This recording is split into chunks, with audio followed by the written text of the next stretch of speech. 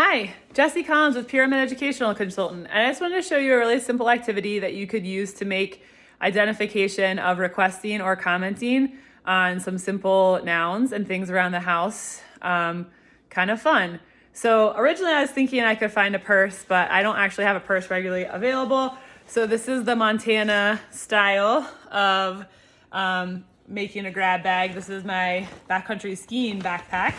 But essentially, what I have kind of put in the backpack, so I went around my house and I collected a variety of different things. I would put some things that are reinforcing and motivating in here, maybe as well as some things that you want to build vocabulary for. So this may be a little bit weird, but I was kind of thinking a lot of our students probably need to get used to a mask, and this might be a word that they have never learned about before. So that might be something you put in the bag. I put some fun stuff like a puppet and a glitter wand, some chocolate, which is delicious for me, a magazine, a pen, some beads. This is like a cookie toy. So a book. So there's a bunch of random stuff in here. And essentially what you could just do with the purse or the bag is that you would just zip it up and then create a situation where you kind of are in control of it, and you could kind of shake it up and then open it up and let your students close their eyes or kind of grab in like a grab bag. So the kid could kind of go in there and feel around. If you were working on feel, you could actually use that as a sentence starter and do I feel. And then when they pull it out, see if they could guess what it is correctly. If you're not, if you guys kind of see my textbook, I set this up with I want versus it's, and I could work on commenting versus requesting here.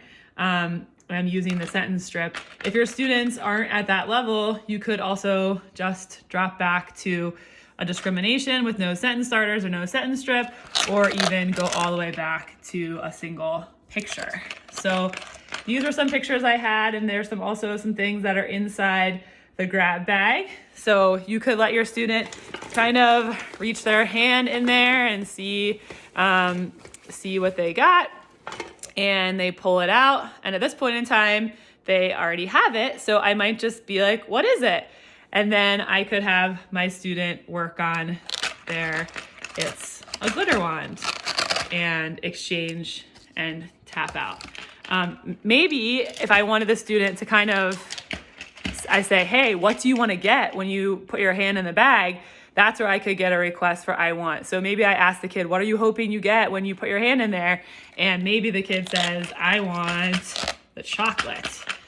And I would say, okay, let's see, and then let them take a turn and see if that they could maybe get that in there, or maybe even I reach in and actually give them some chocolate just for asking for it. So I think you could have some fun with your kids, and you could kind of make this fun, mix up what is inside here, kind of creates that element of surprise, and something super simple where essentially you can just get a purse or a grocery bag or any type of backpack that you have, fill it with a mix of stuff that are either targets vocabulary wise, or just reinforcing or preferred categories and topics of interest for your kid.